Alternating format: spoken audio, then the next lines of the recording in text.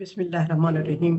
Dear aspirants, law and jobs academy के platform से बाबर इमरान आपसे मुखातिब हूँ।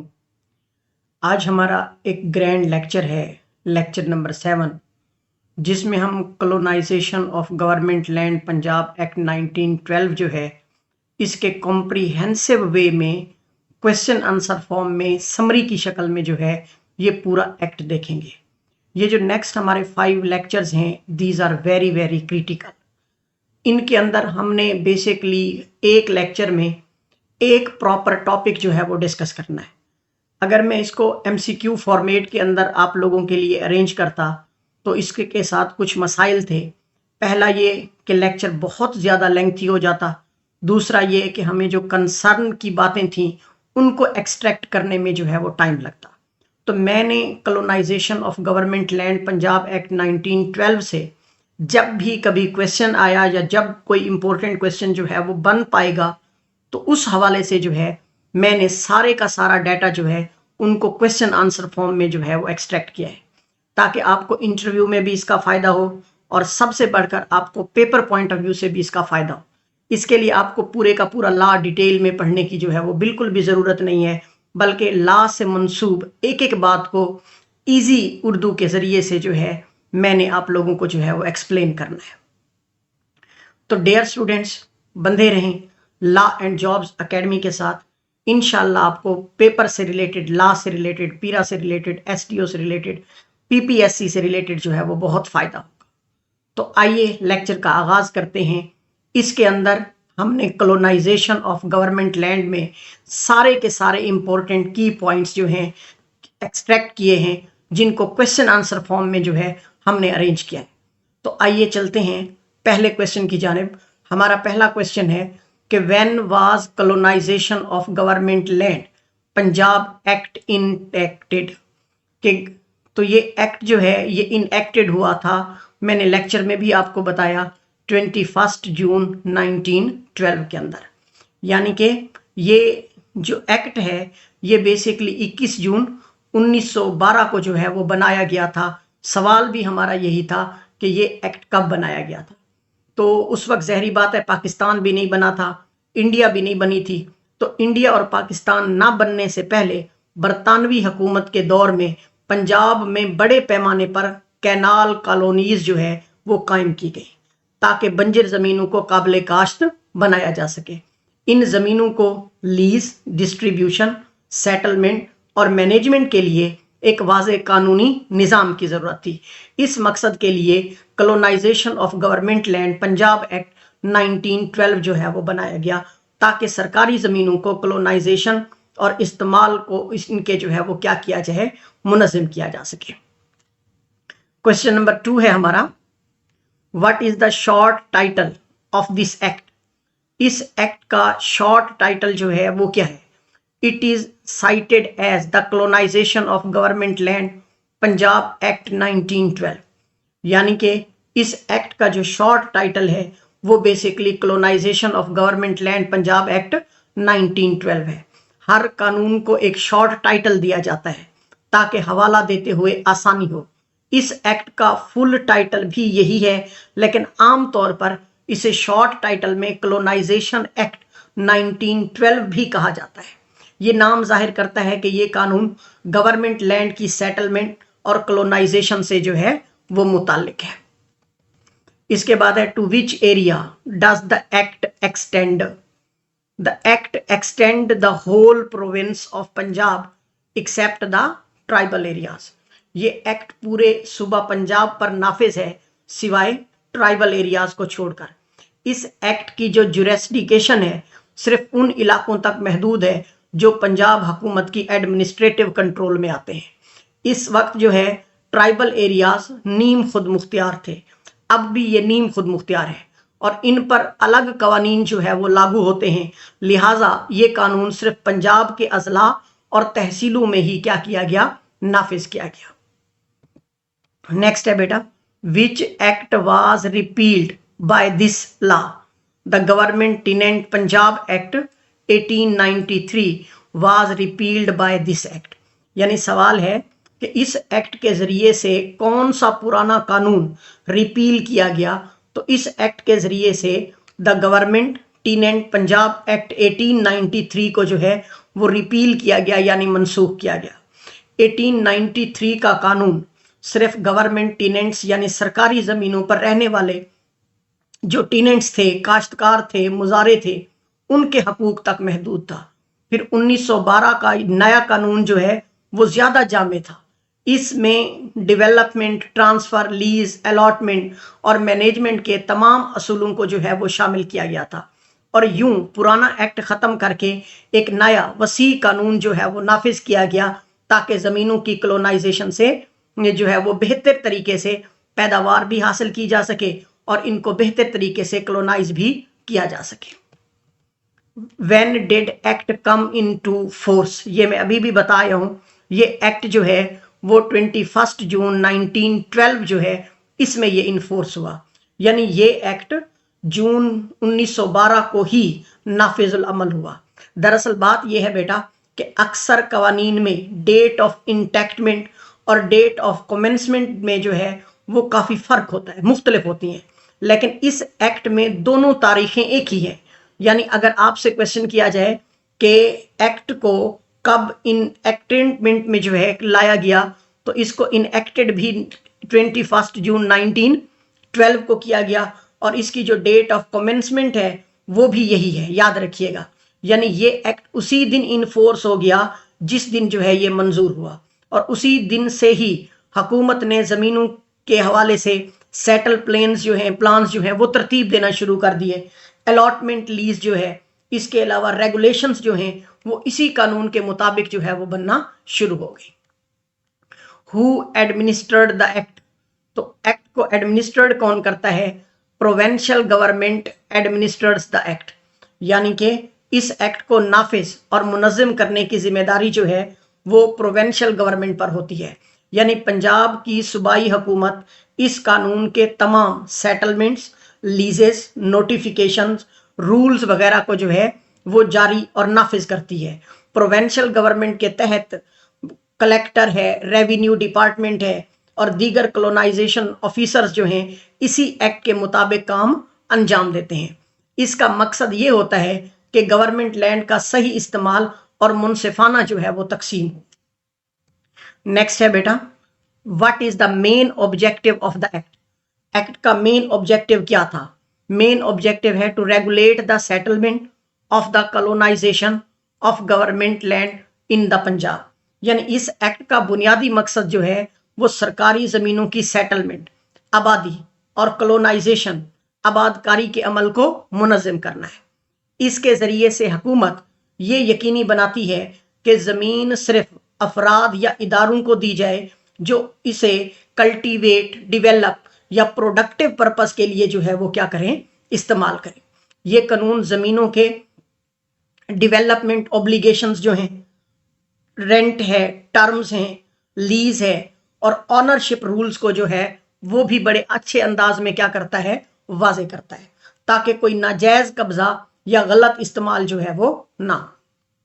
नेक्स्ट है बेटा, what is the primary aim of the colonisation under this act? The promoting agriculture, population settlement and revenue generation. इस कानून के तहत कॉलोनाइजेशन का असल मकसद पंजाब में ज़रूरी तरक्की को फ़रोख्त देना, यानी बंजर ज़मीनों को काबिल काश्त बनाना, सेटलर्स, आबादकारों को बसाना, हुकूमत के लिए रेवेन्यू यानी महसूल वगैरह जो है इसमें क्या करना, इजाफा करना। ये एक्ट एक प्लेन्ड सिस्टम ऑफ लैंड डेवलपमेंट जो है इसकी बिना पर कायम किया गया, ताकि ज़मीनों का प्रोडक्टिव यूज़ जो है उसको बेहतर किया जाए, ताकि पब्लिक वेलफेयर में भी बेहतरी आए और हुकूमत को भी अच्छा खासा इसका क्या मिले, रेवेन्यू मिले। To what type of land does this act apply? It applies only the land owned by the Punjab government. यानी ये एक्ट सिर्फ उन ज़मीनों पर लागू होता है जो प्रोविंशियल गवर्नमेंट की मलकियत में हो, यानी कि ये कानून प्राइवेट लैंड्स या on lands, individually on lands जो हैं इन पर लागू नहीं होता। इसमें शामिल ज़मीनें वो हैं जो हुकूमत ने रिक्लेमेशन स्कीम या कैनाल प्रोजेक्ट या कॉलोनाइजेशन प्लान्स के तहत जो है वो क्या की हूँ, हासिल की हूँ। इन ज़मीनों की सेल, लीज, मैनेजमेंट या रिक्लेमेशन जो है वो सिर्फ हुकूमत की इजाज़त से ही मुमकिन है। नेक्स्ट है बेटा, ये अब इसमें सेक्शन नंबर 3 के हवाले से की डेफिनेशन से जो इंपॉर्टेंट पॉइंट्स थे वो हमने एक्सट्रैक्ट किए हैं। Under which section the term collector defined? The term collector is defined under section 3 of this act. यानी बेटा इस एक्ट में कलेक्टर की तारीफ जो है वो सेक्शन 3 में दी गई है। ये सेक्शन तमाम इस्तिलाहात के कानूनी वजाहत जो है उसको एक्सप्लेन करता है, हमें तमाम इस्लाहात की कानूनी वजाहत जो है वो फराहम करता है ताकि कानून के मुताबिक मुख्तलिफ हिस्सों को सही तनाजुर में जो है वो समझा जा सके। कलेक्टर वो रेवेन्यू ऑफिसर है जो हुकूमत की तरफ से ज़मीनों की अलॉटमेंट यानी तकसीम, लीज किराया पर देना और मैनेजमेंट यानी इंतजामात की क्या करता है, निगरानी करता है। कलेक्टर जो है इस एक्ट के तहत ज़मीन के तमाम एडमिनिस्ट्रेटिव और सेटलमेंट मामलात जो है वो देखने वाला एक बुनियादी ऑफिसर होता है। इसके बाद है to which law does the definition of collector refer? It refer to the west Pakistan land revenue act 1967। यानी इस एक्ट में कलेक्टर की तारीफ west Pakistan land revenue act 1967 से ली गई है। इसका मतलब यह है कि कलेक्टर के अख्तियारात, ओहदा और काम का दायरा वही है जो लैंड रेवेन्यू एक्ट 1967 में बयान किया गया है। यानी कलेक्टर ज़मीन के mutations, records, revenue administration, lease management के तमाम अमूर जो है वो सर अंजाम देता है। इसके बाद है बेटा who is included in the definition of collector? A colonization officer or assistant colonization officer appointed before the commencement of this act is included। Collector की तारीफ में वो तमाम अफसरान भी शामिल हैं जो इस एक्ट के नाफिज होने से पहले बतौर कलोनाइजेशन ऑफिसर या असिस्टेंट कलोनाइजेशन ऑफिसर मुकर्रर किए गए थे। इसका मकसद ये है कि पुराने निज़ाम के अफसरान भी इसी एक्ट के तहत काम जारी रख सकें, लिहाजा कोई भी ऑफिसर परफॉर्मिंग सिमिलर फंक्शन इसी तारीफ में जो है वो उसको अपनाया जाएगा, समझा जाएगा, यानी कि उसको कलेक्टर के अंदर ही क्या किया जाएगा बेटा, डिफाइन किया जाएगा। इसके बाद है बेटा who is included under the executive district officer revenue officer appointed the board of revenue are included. यानी कि बेटे एग्जीक्यूटिव डिस्ट्रिक्ट ऑफिसर रेवेन्यू जो है से मुराद वो अफसरान हैं जिन्हें बोर्ड ऑफ रेवेन्यू के जरिए से मुकर्रर किया गया। ये अफसरान लैंड सेटलमेंट, रेवेन्यू एडमिनिस्ट्रेशन और लीज इन्फोर्समेंट वगैरह की जो है वो उनको की जिम्मेदारियां ये संभालते हैं, उनकी जिम्मेदारियां जो है वो सर अंजाम देते हैं। इनका बुनियादी काम कलेक्टर की मुआवनत करना और ज़मीनों के सरकारी रिकॉर्ड की निगरानी करना भी होता है। इसके बाद है बेटा what does the term colony means under this act? इस एक्ट के तहत कॉलोनी का मतलब क्या है? Colony means any area to which this act is applied by order of the provincial government. यानी कि इस एक्ट के तहत कॉलोनी से मुराद वो इलाका है जिस पर प्रोविंशियल गवर्नमेंट की तरफ से ऑफिशियल नोटिफिकेशन के जरिए से ये कानून जो है वो नाफिज किया गया हो। यानी जब हुकूमत किसी ज़मीन या इलाके को कॉलोनाइजेशन स्कीम में शामिल करती है तो वो इलाका कॉलोनी कहलाता है। ये कॉलोनीज आम तौर पर इलाके होते हैं जहां हुकूमत एग्रीकल्चरल, कैनाल एरीगेशन डेवलपमेंट या पॉपुलेशन सेटलमेंट के मंसूबे जो है वो शुरू कर सकती है। इसके बाद है बेटा what does the term prescribe mean under this act? Prescribe mean sanction by the board of revenue. यानी कि लफ्ज प्रेस्क्राइब से मुराद वो चीज या अमल है जो बोर्ड ऑफ रेवेन्यू की जानिब से क्या हो, मंजूर शुदा हो, सैंक्शनड हो। यानी कोई भी प्रोसीजर है, फॉर्म है, रूल है, कंडीशन है, तब ही मोतबर या वैलिड होगी जब वो बोर्ड ऑफ रेवेन्यू के ज़ाब्तियों के क्या होगी, मुताबिक होगी, और उसको इनकी ज़ाब्तों के मुताबिक क्या किया जाएगा, प्रेस्क्राइब्ड किया जाएगा। मैं अगर आपको यूं समझाऊं बेटा कि सपोज करते हैं अगर ज़मीन के लीज रूल्स या सेटलमेंट प्रोसीजर बोर्ड की मंजूरी से जारी किए गए हैं तो वो प्रिस्क्राइब्ड कहलाएंगे।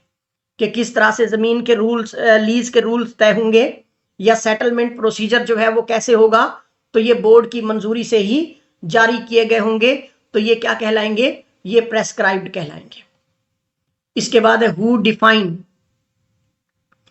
Define as a tenant under this act. तो इस एक्ट के मुताबिक जो है टेनेंट क्या है, a tenant mean any person holding land in a colony as a tenant of a government. यानी बेटा इस एक्ट के तहत टेनेंट वो शख्स है जो कॉलोनी में हुकूमत से जमीन किराए पर क्या करता है, हासिल करता है, लीज पर क्या करता है, हासिल करता है। यानी वो जमीन का मालिक नहीं होता बल्कि हुकूमत का किराएदार होता है। ऐसे अफराद जमीन को कल्टीवेशन, काश्तकारी या रेजिडेंसी यानी रिहाइश के लिए क्या करते हैं, इस्तेमाल करते हैं, और इसके बदले हुकूमत को क्या देते हैं, लीज रेंट जो है वो देते हैं। Who is the original tenant under this act? An original tenant mean a male person to whom tenancy is first allotted। यानी कि ओरिजिनल टेनेंट वो पहला शख्स है जिसे हुकूमत ने जमीन पहली बार क्या की थी, अलॉट की थी। यानी जब किसी नई कॉलोनी में जमीन की तकसीम होती है तो जिस शख्स को पहली बार टेनेंसी मिलती है उसको हम क्या कहते हैं, ओरिजिनल टेनेंट कहते हैं। ये तारीफ सिर्फ मेल पर जो है वो लागू होती है। जिनको अलॉटीज जो है वो कहा जाता है, मेल अलॉटीज पर जो है ये क्या होती है, लागू होती है। क्योंकि उस वक्त जमीन की अलाटमेंट जो है वो आम तौर पर मर्दाना खाना के तौर पर जो है वो इस्तेमाल होती थी, यानी मर्दों को ही जमीन दी जाती थी। इसके बाद है बेटा who is included under the definition of tenant. Tenant की डेफिनेशन में कौन आते हैं, tenant include successor and predecessor in the interest. यानी कि टेनेंट की तारीफ में सिर्फ वो शख्स शामिल नहीं जो जमीन फिलहाल जो है रखता है, यानी बल्कि इसके सक्सेसर, उसके जानशीन और प्रीडिसेसर जो हैं, यानी सबका किराएदार भी शामिल है। टेनेंट के अंदर सिर्फ वो शख्स शामिल नहीं है जो जमीन फिलहाल रखता है, बल्कि इसके अलावा उसके सक्सेसर यानी कि जानशीन और प्रीडिसेसर जो हैं सबका किराएदारों को भी क्या किया गया है, शामिल किया गया है। इसका मतलब यह है बेटा कि अगर कोई टेनेंट मर जाए तो उसके वारिसेन भी इसी टेनेंसी के कानूनी हकदार होंगे।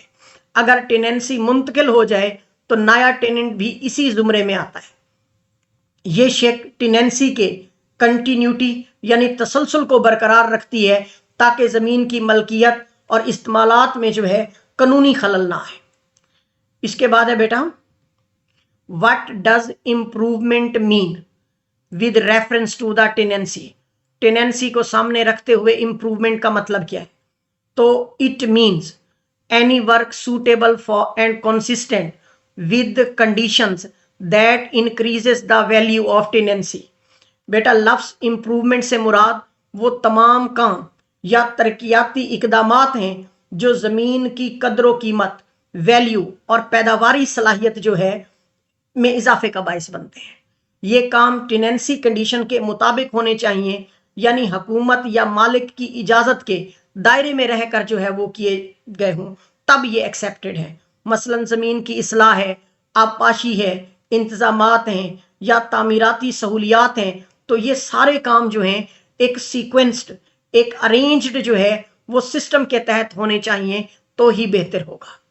विच construction are considered improvement for the agriculture. Agriculture को इम्प्रूव करने के लिए कौन सी कंस्ट्रक्शंस जो हैं वो की जाती हैं, construction of well for agriculture process, drainage work for flood protection, planting trees and tracing of the land, erection of the building for profitable cultivation, renewal wells, drainage and other agricultural work। यानी बेटा यहाँ बताया ये गया है कि agricultural improvement में tenancy वाली ज़मीन पर क्या किया जा सकता है। वेल्स कंस्ट्रक्ट किए जाते हैं, ड्रेनेज कैपेसिटी को बेहतर बनाया जा सकता है, प्लांटिंग ऑफ ट्रीज लगाए जा सकते हैं, खेतों के करीब गोदाम या रिहाइशें की जा सकती हैं ताकि ज़मीन की देखभाल में जो है वो आसानी हो। ये तमाम काम ज्यादा काबिल काश्त, महफूज और कीमती बनाने के लिए जो है वो जमीन को किए जाते हैं। ऐसे इकदामात से वाटर मैनेजमेंट है, सॉइल फर्टिलिटी है और क्रॉप यील्ड जो है वो काफी हद तक क्या हो सकती है, बेहतर हो सकती है। What type of work are not considered improvements, तो यहां बताया गया है टेम्परेरी वेल्स आर चैनल्स में इन द ऑर्डिनरी कल्टीवेशन, यानी अगर कोई किसान सिर्फ आर्जी तौर पर पानी के लिए चैनल कहते हैं खाले को, या कुएं जो है वो बनाता है जो फसल के बाद जो है वो खत्म कर दिए जाते हैं। आप लोगों ने देखा होगा कि कभी कभी जो है ना किसान क्या करता है, आर्जी खाल बना लेता है, आर्जी जो है वो कोई ऐसी जगह बना लेता है जिससे पानी फ्लो करके उनके खेतों में जाता है। और वो क्योंकि आर्जी होता है, देर पा नहीं होता, इसलिए वो जैसे ही फसल होती है तो उसको डिस्ट्रैक्ट कर दिया जाता है, खत्म कर दिया जाता है। तो ये वो टेम्परेरी मैयर समझा जाएगा, यानी परमानेंट इंप्रूवमेंट नहीं होगी। कानून के मुताबिक इंप्रूवमेंट वही काम है जो लास्टिंग हो और वैल्यूएबल हो विद द चेंज जो है, तब जो है उसको एक्सेप्ट किया जाएगा। अगर सपोज कोई टेनेंट जो है वो अपनी जमीन छोड़ता है तो फिर उसके बदले जो है उसको कुछ ना कुछ जो है वो मिलेगा। When is a work considered an improvement for multiple tenancies, कि मल्टीपल टेनेंसीज के लिए वर्क जो है वो कब कंसीडर्ड होगा इंप्रूवमेंट के लिए, when it benefit several tenancies it deemed and important for each. अगर कोई बड़ा काम जैसे कि बेटा ड्रेनेज लाइन है, जैसे कि बेटा एरिगेशन कैनाल है, बैक वक्त कई जमीनों को टेनेंसीज को फायदा पहुंचाए, तो ये सभी के लिए इंप्रूवमेंट तस्वर होगी।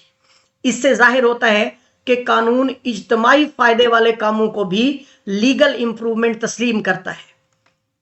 इसके बाद है बेटा what is the tenant work not an improvement, कि when is the tenant work not an improvement, कि टेनेंट के वर्क को कब इंप्रूवमेंट नहीं समझा जाएगा, when it diminish the value of the landlord property. अगर किसी टेनेंट का काम, किसी काश्तकार का काम जमीन की कदर या अफादियत को कम करे, मसलन गलत तामीर है, जमीन का नुकसान है या फ्लड डैमेज का खतरा बढ़ जाए, तो वो इंप्रूवमेंट नहीं बल्कि क्या समझा जाएगा, वो डैमेज समझा जाएगा। और कानून के मुताबिक सिर्फ वही काम इंप्रूवमेंट कहलाएगा जो लैंड वैल्यू को बढ़ाए, ना कि लैंड वैल्यू को कम करे। What does explanation 1 for the improvement include, it include construction of storage work for what.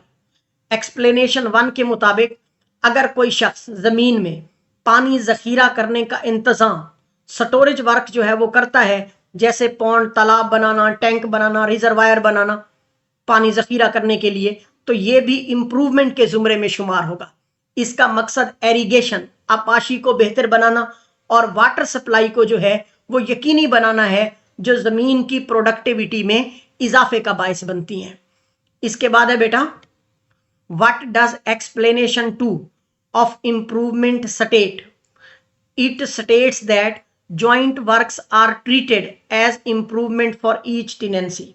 Explanation 2 के मुताबिक अगर कोई जॉइंट वर्क, मुश्तरका काम किया जाए, जैसे कि एक ड्रेनेज चैनल है, एरिगेशन कैनाल है, जो कई टेनेंट्स को क्या करे, फायदा पहुंचाए, तो उसे एक टेनेंसी के लिए अलग अलग इंप्रूवमेंट जो है वो समझा जाएगा। यानी बेटा कलेक्टिव और शेयर्ड वर्क जो है भी इनफरादी तौर पर कानूनी इंप्रूवमेंट तस्वर होंगे। इसके मुताबिक what does explanation 3 of improvement provided, it exclude work diminish the value of the lands property. यानी एक्सप्लेनेशन 3 वाजे करती है कि अगर कोई काम जमीन की कदर, वैल्यू या अफादियत को कम कर दे तो वो इंप्रूवमेंट नहीं कहलाएगा। मसलन ऐसा काम जो जमीन को नुकसान पहुंचाए, पानी को रोक दे या फसल की पैदावार घटा दे, तो वो इंप्रूवमेंट नहीं होगा, बल्कि वो डिटेरियोरेशन के जुमरे में आएगा, खराबी के जुमरे में आएगा। और कानून का मकसद जो है सिर्फ ऐसे कामों को इंप्रूवमेंट करना है, तस्लीम करना है, जो जमीन को ज्यादा कीमती और मुफीद बना पाए। नेक्स्ट है बेटा application and scope. What does section 4 of the act provide? Section 4 of the act provide the application of act to certain lands. बेटा सेक्शन 4 जो है ना, ये दफा बयान करता है कि कानून किन किस्म की जमीनों पर लागू होगा, यानी हुकूमत उन जमीनों को कॉलोनी करार देगी जिन पर यह एक्ट क्या होगा, नाफिज होगा। इसी तरह सेक्शन 4 कानून के दायरे कार यानी स्कोप की बुनियादें जो है वो तय करता है। इसके बाद है to which land does the act apply unless otherwise directed by the provincial government to the land under the government tenants act 1893। अगर हुकूमत अलहदा हिदायत ना दे तो ये एक्ट उन तमाम जमीनों पर लागू होगा जो पहले गवर्नमेंट टेनेंट पंजाब एक्ट 1893 के तहत आती है। इसी तरह पुराना कानून जो है वो मनसूख करके इन जमीनों को कॉलोनाइजेशन एक्ट 1912 के तहत जो है वो मुनज़्ज़म किया गया है।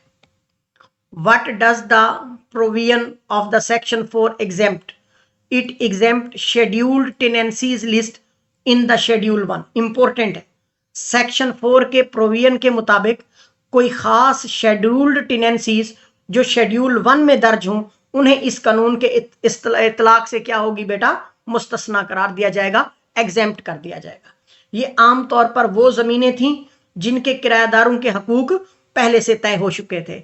इंपॉर्टेंट है बेटा, यानी सेक्शन 4 के प्रोविजन के मुताबिक कुछ खास शेड्यूल्ड टेनेंसीज जो हैं जो शेड्यूल 1 में दर्ज हों उन्हें इस कानून के इतलाक से मुस्तस्ना करार दिया गया, एग्जेम्प्ट कर दिया गया है।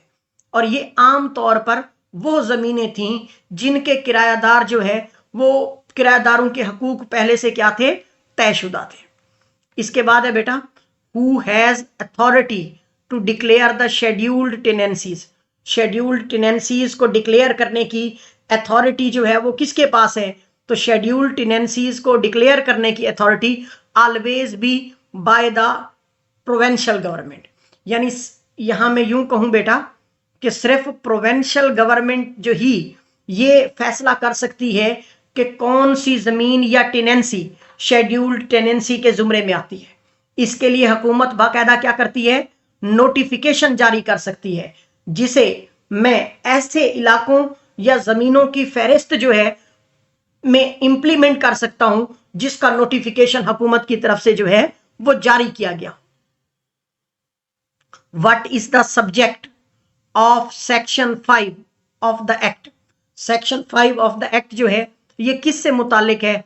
Provide power to withdraw a colony. Important है, सेक्शन 5 जो है बेटा ये दफा हुकूमत को ये अख्तियार देता है कि अगर किसी कॉलोनी में ये कानून मजीद लागू रहना मुनासिब ना हो तो वो उसे विदड्रा वापस लेना जो है चाहती हो तो वो उससे वापस हुकूमत जो है वो ले सकती है, यानी उसको से विदड्रा कर सकती है।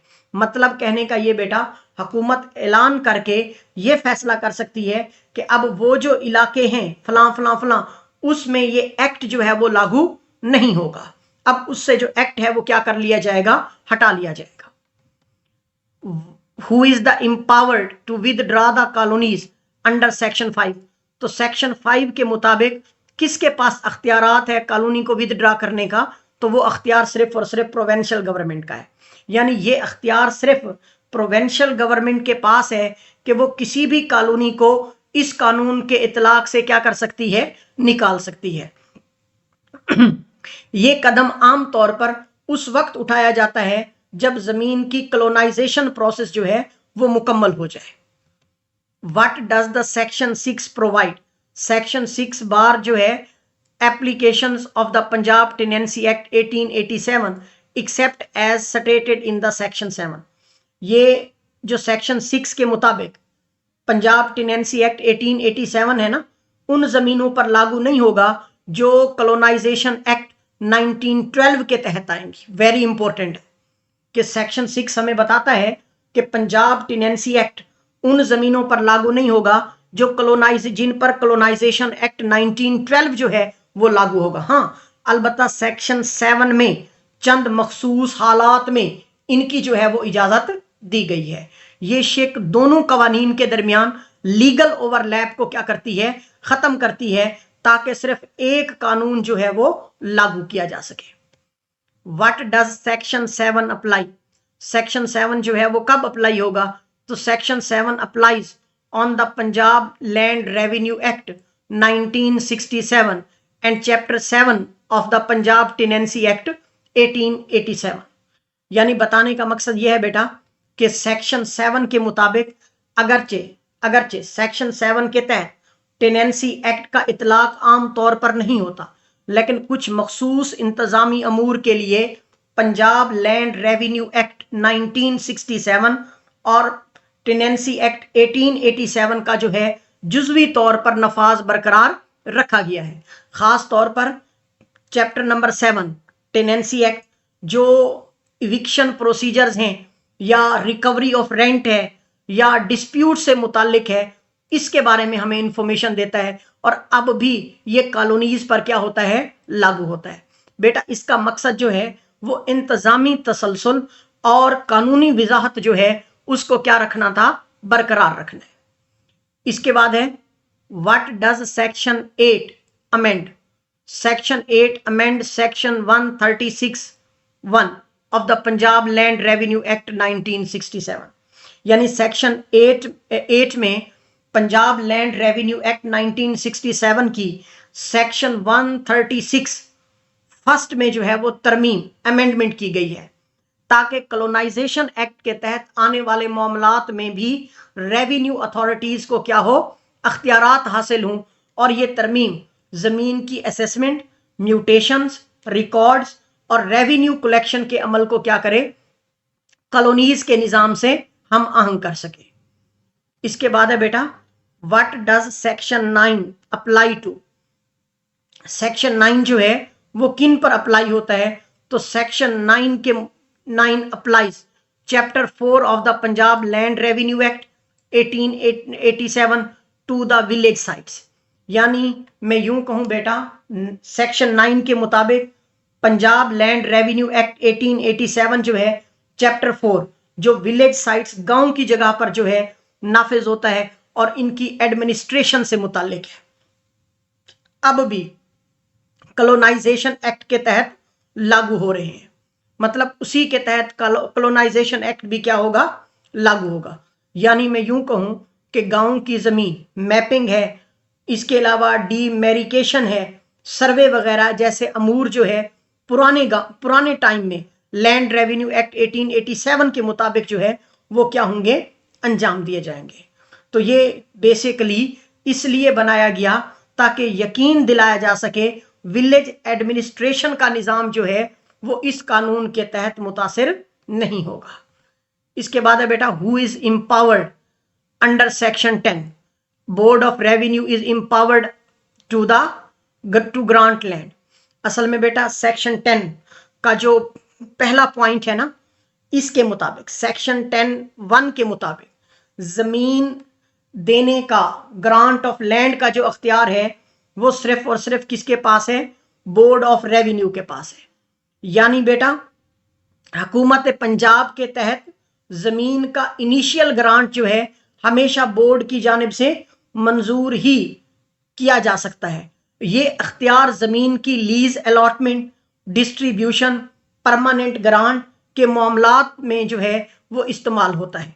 इसके बाद नेक्स्ट क्वेश्चन है बेटा who may issue the statement of conditions of tenancies? तो जवाब है प्रोविंशियल गवर्नमेंट। यानी कि प्रोविंशियल गवर्नमेंट वो स्टेटमेंट्स या रूल जारी करती है जिसमें लीज कंडीशंस जो हैं, डेवलपमेंट ड्यूटीज जो हैं, रेंट और ड्यूरेशन वगैरह जो है वो इस्तेमाल होते हैं। यानी बेटा मैं यूं कहूं कि टेनेंट को जमीन देने से पहले हुकूमत उन शराइत, उन कंडीशन ऑफ टेनेंसीज को वाज़े तौर पर बयान करती है कि किस तरीके से जो है आपको ये ज़मीन मिल सकती है, कैसे आप इस ज़मीन का जो है वो इस्तेमाल करेंगे, क्या आपको बेनिफिट होगा और क्या आप हुकूमत को जो है वो फ़ायदा देंगे। Who may allot land under this act? तो collector subject to control the board of revenue. बेटा कलेक्टर, जिसके बारे में हम काफ़ी वजाहत में बातें कर चुके हैं, कलेक्टर वो अफसर है जो अमली तौर पर जमीन अलॉट करता है, मगर ये काम वो मुकम्मल तौर पर खुद से नहीं कर सकता, बल्कि बोर्ड ऑफ रेवेन्यू के सुपरविजन और अप्रूवल के तहत जो है वो करता है। यानी कलेक्टर का अख्तियार बेसिकली कंट्रोल्ड अथॉरिटी की सूरत में है। वो उसके पास अख्तियार तो है, लेकिन वो अपने अख्तियार को जो है वो फुली यूटिलाइज नहीं कर सकता। Under which section are the conditions of the tenancies issues? Under section 10। Important है बेटा, सेक्शन 10 में बताया गया है कि जमीन की टेनेंसी के लिए जो शराइत, जो कंडीशंस मुकर्रर की जाएंगी वही इंप्लीमेंट होंगे। वो हुकूमत की तरफ से ऑफिशियल स्टेटमेंट्स की शक्ल में जारी होंगी, और ये शराइत टेनेंसी की इंप्रूवमेंट, रेंट, ड्यूरेशन, लीगैलिटी और इसके अलावा जो है रेजिडेंस ऑब्लिगेशन से मुताल्लिक होंगी। इसके बाद है बेटा, when does a person become tenant under this act? Only after a written order is passed and possession is taken with the collector's permission. कोई भी शख्स तब तक टेनेंट, किरायादार नहीं कहला सकता जब तक उसे हुकूमत या कलेक्टर की तरफ से तहरीरी हुक्म, रिटन ऑर्डर ना मिल जाए और वो जमीन का कब्जा जो है कानूनी इजाजत से हासिल ना कर ले। यानी बगैर इजाजत या जबानी मुआहदा जो है टेनेंसी के तौर पर तस्लीम नहीं किया जा सकता। इसके बाद है बेटा, what does the section 11 deal with? Section 11 किससे डील करता है? Legal effect of tenancy statement and equates them to crown grants. बड़ा इंपॉर्टेंट पॉइंट है बेटा। सेक्शन 11 के मुताबिक टेनेंसी के तमाम स्टेटमेंट्स और कंडीशंस को क्राउन ग्रांट एक्ट 1895 के बराबर हैसियत हासिल है। यानी हुकूमत की तरफ से जमीन देने का जो मुआहदा बयान किया जाएगा, एक्सप्लेन किया जाएगा, हर कोई उसी मुआहदे का क्या होगा? पाबंद होगा। उसे ऑफिशियल गवर्नमेंट ग्रांट समझा जाएगा, जिस पर क्राउन प्रॉपर्टी लॉज जो है वो लागू होंगे। यानी ये सेक्शन हुकूमत के हकूक को महफूज बनाता है और टेनेंसी को लीगली बाइंडिंग जो है वो करार देता है। यानी इस सेक्शन 11 के अंदर ना हुकूमत के अख्तियारात में बेसिकली इजाफा किया गया है और हुकूमत को जो है बहुत सारी परमिशंस दी गई हैं मुख्तलिफ चीजों को कंट्रोल करने के लिए। इसके बाद है बेटा, what does section 12 permit? Section 12 जो है ये temporary absence without breaching resistance condition. बड़ा इंपॉर्टेंट पॉइंट है। सेक्शन 12 के मुताबिक अगर कोई टेनेंट कुछ मुद्दत के लिए आर्जी तौर पर जमीन या कॉलोनी जो है से क्या होता है? गैर हाजिर होता है, तो ये रेजिडेंस कंडीशन यानी रिहाइश की लाजमी शर्त के क्या होगी? खिलाफ वर्जी समझी जाएगी। ताहम शर्त यह है कि ये गैर हाजिरी जो है टेम्परेरी हो और कलेक्टर की इतला और इजाजत के साथ हो। इसका मकसद प्रैक्टिकल फ्लेक्सिबिलिटी जो है देना है, ताकि किसी नागुजीर वजह से गैर हाजिरी पर जो है वो टेनेंसी खत्म ना हो। इसके बाद है बेटा, what does section 13 validate? The record of rights are equivalent to the previous tenancy register. बेटा सेक्शन 13 के तहत हुकूमत ने ऐलान किया कि जो नए रिकॉर्ड ऑफ राइट्स यानी जमीन की मलकियत और टेनेंसी के सरकारी रिकॉर्ड जो है वो तैयार करने होंगे। इन्हें पुराने यानी टेनेंसी रजिस्टर के बराबर कानूनी हैसियत हासिल होगी। यानी साबका रिकॉर्ड जो है वो खत्म नहीं होंगे, बल्कि नए रिकॉर्ड उनकी जगह जो है एज अ सब्सटीट्यूट के तौर पर लेंगे। और ये शेक जो है continuity and authenticity of the land record को यकीनी बनाने के लिए जो है वो लागू की गई है। What does the section 14 override? It override the Punjab tenancy act 1887 and other इनएक्टमेंट्स।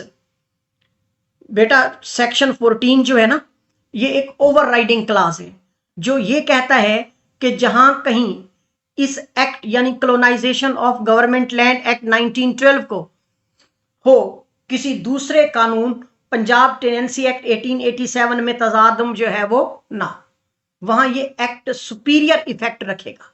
मतलब बेटा ये है कि पंजाब टेनेंसी एक्ट और कॉलोनाइजेशन एक्ट के मुकाबले में कौन ज्यादा सुपीरियर है? तो वेरी इंपॉर्टेंट है, वेरी इंपॉर्टेंट एमसीक्यू है। आप कहेंगे जो लैंड एक्ट है कॉलोनाइजेशन का, ये सुपीरियर है। यानी लीज, टेनेंसी और ग्रांट के मामलात में यही जो कानून है, लॉ है, इसको फाइनल अथॉरिटी का दर्जा दिया जाएगा। इसके बाद है बेटा, what special requirement exist for non Muslim tenants under the section 14? They had registered a deed within 12 months of the act's commencement. यानी सेक्शन 14 के तहत जो गैर मुस्लिम, नॉन मुस्लिम जो हैं टेनेंट्स हैं, उनके लिए ये लाजमी है कि वो अपनी टेनेंसी या ग्रांट के मुतालिक जो है रजिस्टर्ड डीड यानी रजिस्टर शुदा मुआहदा जो है वो जमा कराए। इस कानून के नफाज के 12 महीने के अंदर, यानी कि जैसे ये लॉ उन पर इंप्लीमेंट होगा तो उसके कितना 12 month के अंदर अंदर जो है वो इसको क्या कराएंगे, रजिस्टर कराएंगे। इसका मकसद उनकी लाइबिलिटीज और लीगल राइट्स जो हैं उनको वाजे और महफूज बनाना जो है वो इसका पर्पस है। इसके बाद है बेटा, what do section 20 to 23 regulate? They regulate the succession of टेनेंटीज।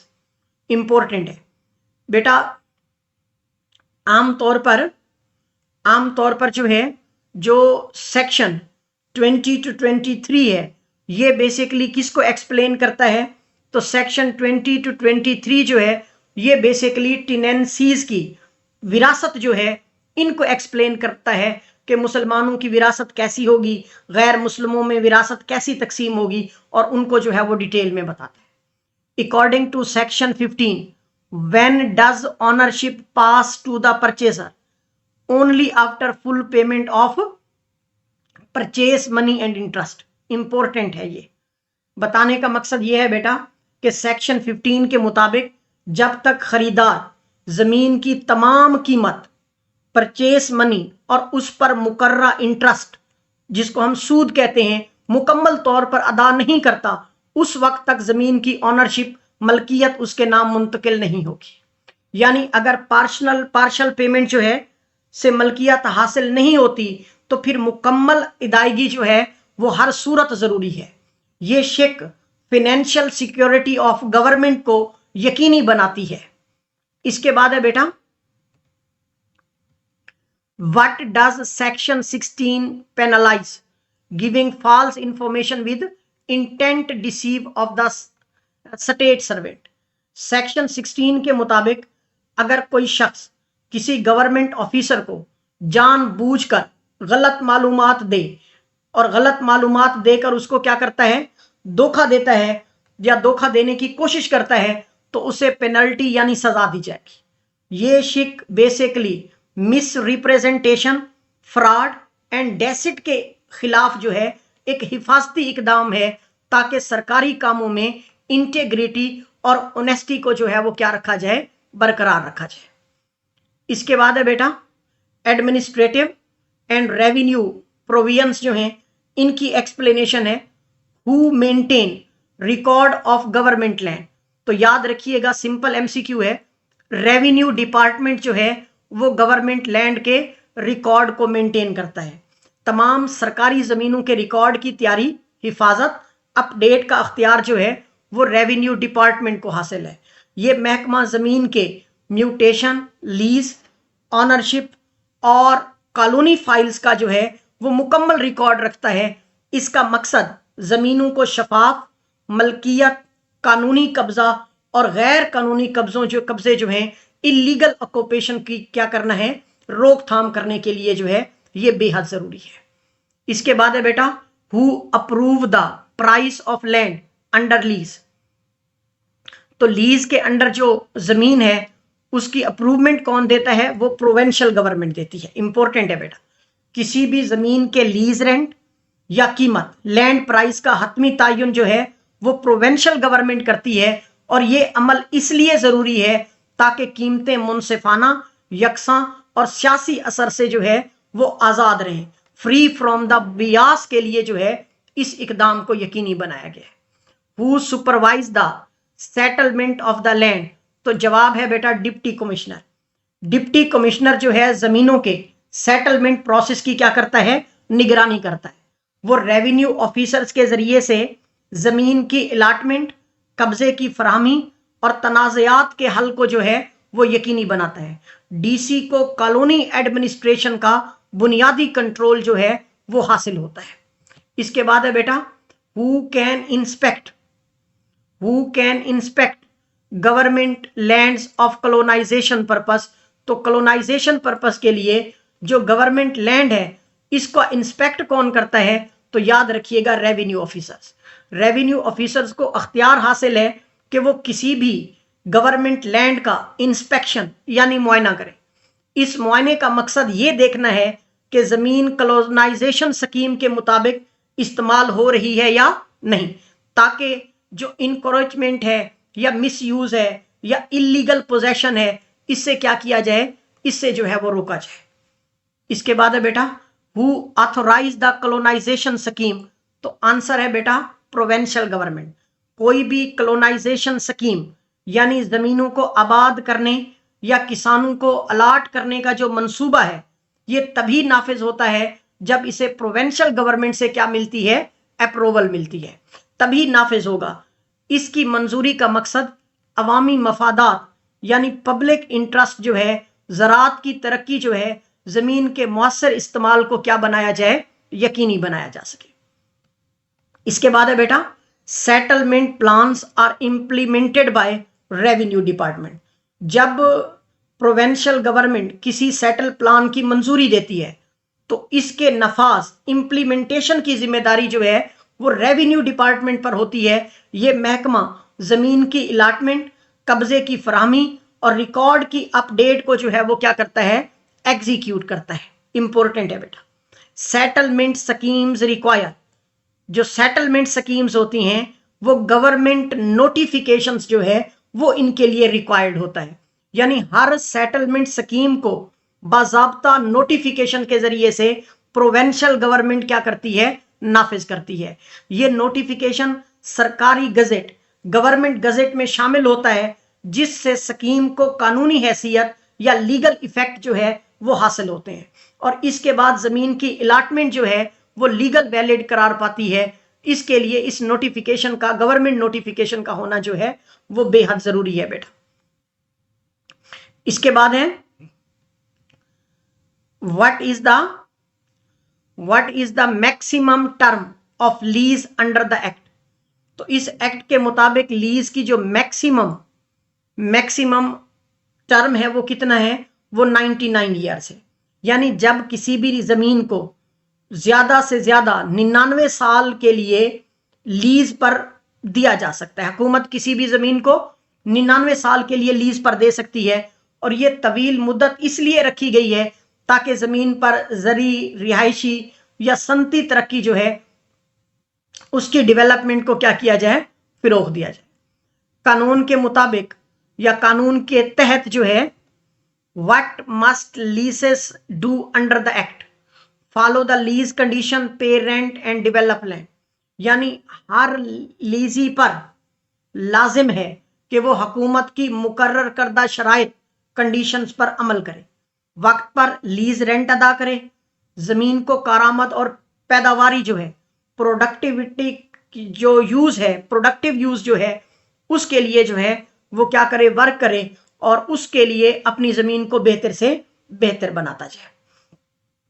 इसके बाद है बेटा how must lease agreement be made, they must be written and registered. जो लीज का मुआहदा होगा वो तहरीरी होना चाहिए, उसे रजिस्टर्ड करवाना जरूरी है क्योंकि तमाम लीज के मुआहदे जो हैं रेवेन्यू डिपार्टमेंट में बाज़ाब्ता तौर पर जो है वो रजिस्टर्ड किए जाते हैं ताकि जो है इनकी कानूनी हैसियत, लीगल वैलिडिटी जो है वो क्या रहे? कायम रहे। तो इनकी कानूनी हैसियत यानी लीगल वैलिडिटी को मेंटेन रखने के लिए बेटा ये काम किया जाता है। इसके बाद है who determine the lease rent, lease का किराया कौन मुकर्रर करता है? तो जवाब है प्रोविंशियल गवर्नमेंट जो है वो मुकर्रर करती है। जमीन का किराया याद रखिएगा खुद हुकूमत जो है वो मुकर्रर करती है, जिसमें जमीन की जगह, नोयत, इस्तेमाल के मकसद को जो है मद्देनजर रखकर किराए को तय किया जाता है। Lessees must pay tax and lease rent. जो लेसी है ना उनको टैक्सेस और लीज रेंट जो है वो अदा करना लाजिम है। यानी हर जो लेजीज हैं उनको हुकूमत जो है वो दो चीजें बेसिकली हुकूमत को पे करने के पाबंद होते हैं। हुकूमत जो मुकर्रा किराया है वो उनको देते हैं, इसके अलावा तमाम महकमाना महसूलात, टैक्सेस और फीसेस जो हैं वो भी वक्त पर अदा करने उनके लिए लाजिम होते हैं। Lease renewal require government approval. तो लीज की तजदीद रिन्यूअल के लिए क्या शर्त जरूरी है? तो वो शर्त बेटा याद रखिएगा, वो बेसिकली हुकूमत की मंजूरी है। यानी जब लीज की मुद्दत मुकम्मल हो जाए तो इसे खुद ब खुद तजदीद नहीं किया जा सकता, बल्कि नई मुद्दत के लिए प्रोविंशियल गवर्नमेंट की मंजूरी जो है वो लेना बेहद जरूरी है। उसके बाद है बेटा, a lease must be terminated for which reasons. किन रीजंस की बिना पर लीज जो है उसको टर्मिनेट किया जा सकता है? Public interest, lease violation and land abandonment. यानी अवामी मफादात, शराइत की खिलाफ वर्जी या जमीन को तर्क करने के लिए की बिना पर जो है क्या किया जाएगा, इसको जो है वो टर्मिनेट किया जाएगा। बेटा अगर जमीन अवामी मफाद के लिए दरकार हो या लेजी जो है वो शराइत की क्या करे, खिलाफ वर्जी करे, या जमीन को गैर आबाद या गैर इस्तेमाल छोड़ दिया गया हो, तो हुकूमत पर लाजिम है कि हुकूमत क्या करती है, लीज खत्म करने का पूरा जो है वो अख्तियार रखती है। Who can cancel a terminate lease? The provincial government. यानी कि सूबाई हुकूमत के पास अख्तियार है कि वो लीज मनसूख या खत्म कर सकती है। प्रोविंशियल गवर्नमेंट किसी भी वक्त लीज को कैंसल या टर्मिनेट कर सकती है, मनसूख या खत्म कर सकती है। अगर जमीन का इस्तेमाल कानून या लीज की शराइत के मुताबिक ना हो तो तब जो है इसको खत्म किया जा सकता है। इसके बाद है बेटा, who can the government repossess lease land if public interest require lease terms are violated. जब अवाम मफादात का तकाजा हो, यानी कि अवाम के पॉइंट ऑफ व्यू से अवामी मफादात का क्या हो, तकाजा हो, या शराइत की खिलाफ वर्जी की गई हो, तो तब हुकूमत जो है वो जमीन वापस हासिल कर सकती है।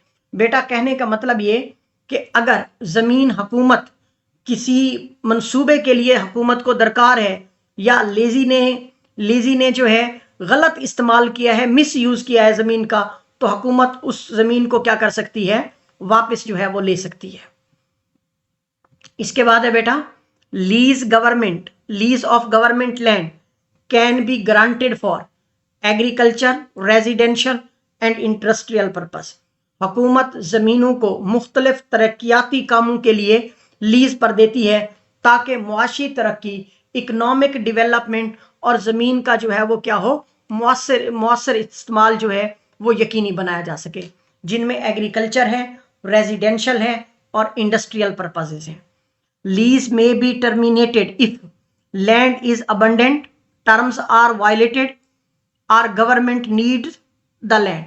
जब जमीन जो है छोड़ दी जाएगी तो मुख्तलिफ तरह की जो है वो शराइत की अगर खिलाफ वर्जी होगी या फिर वो जमीन हुकूमत को क्या हो, दरकार हो, तो ये तीनों सूरतें जो है वो लीज को खत्म करने के लिए कानूनी बुनियादें हैं, लीगल ग्राउंड्स जो हैं वो समझी जाती हैं। इसके बाद है बेटा, leases must use the land according to the lease conditions. यानी बेटा जमीन का इस्तेमाल सिर्फ उन मकासद के लिए किया जाता है या किया जा सकता है जो लीज मुआहदे में दर्ज हो।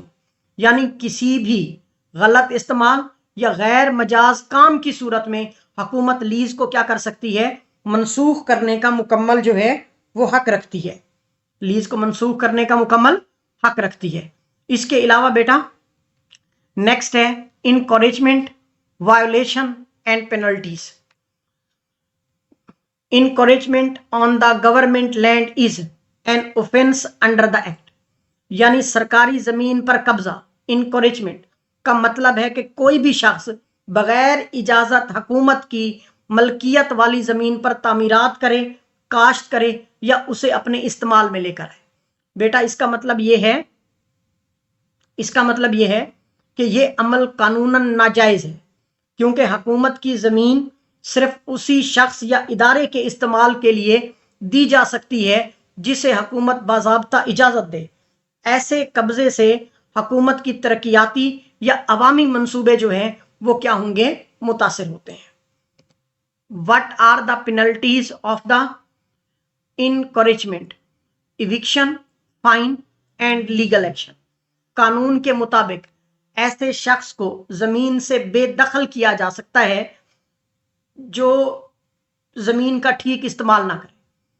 जो जमीन का ठीक इस्तेमाल ना करे तो उसको जमीन से क्या किया जा सकता है, बेदखल किया जा सकता है, इविक्ट किया जा सकता है, जुर्माना किया जा सकता है उसके ऊपर, और उसके खिलाफ कानूनी कार्रवाई भी की जा सकती है।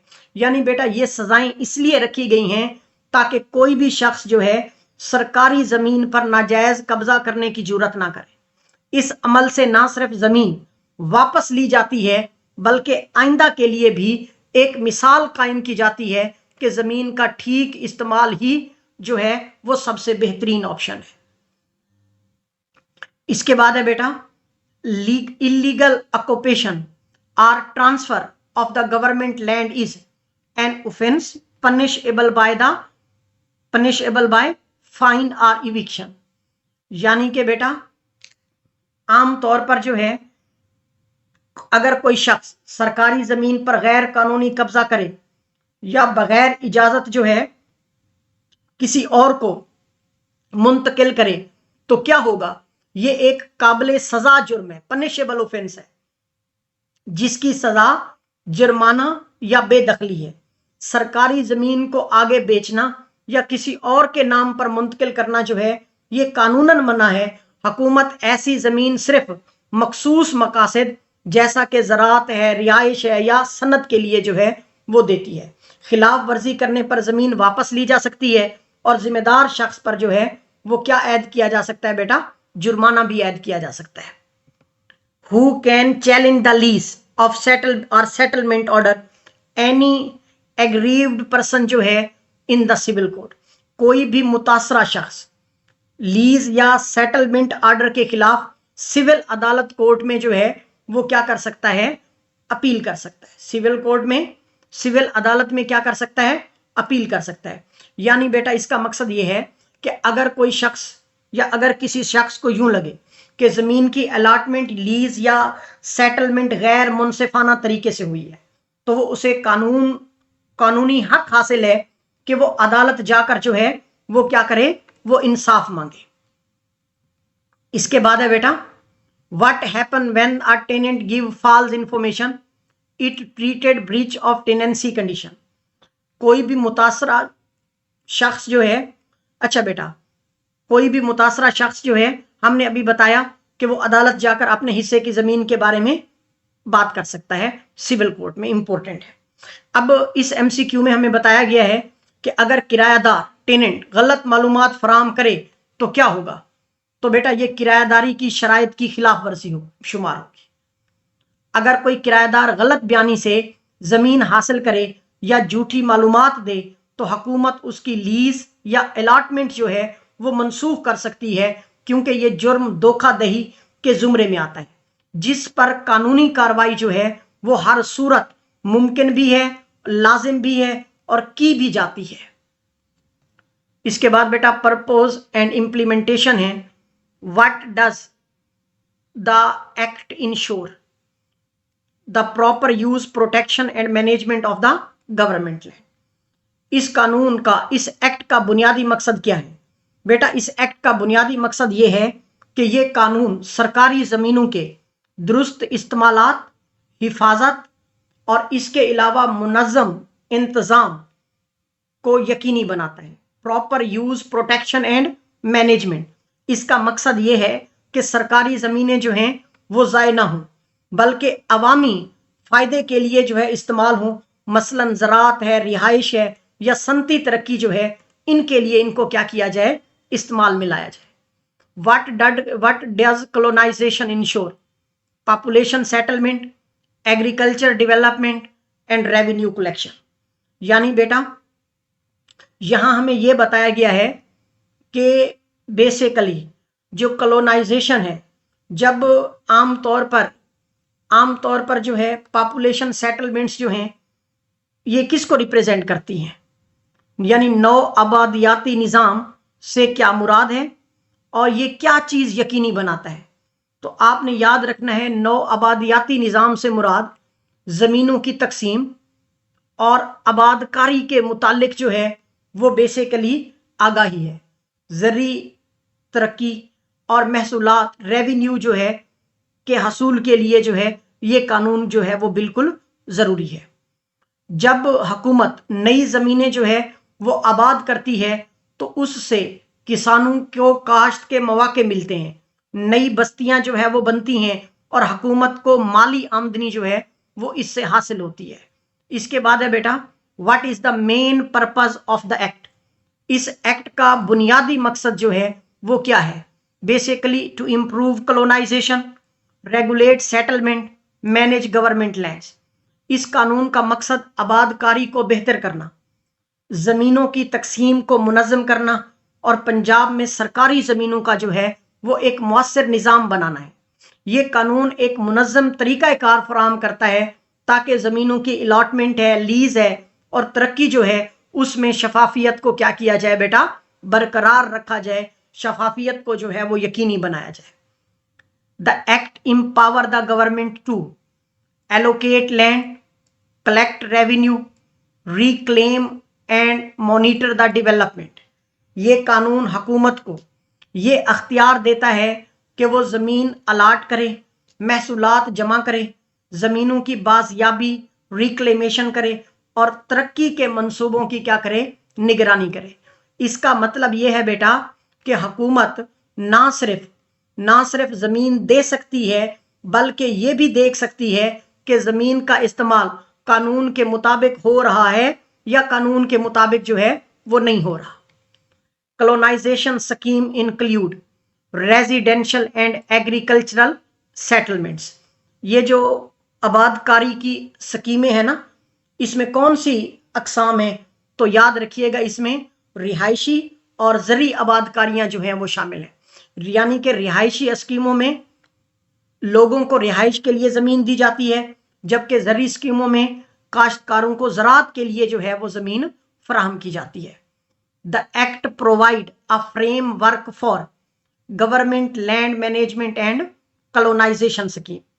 ये कानून हुकूमती ज़मीनों के इंतज़ामात और नौ आबादियाती मंसूबों जो हैं कॉलोनाइजेशन स्कीम के लिए एक मुकम्मल फ्रेमवर्क फराहम करता है।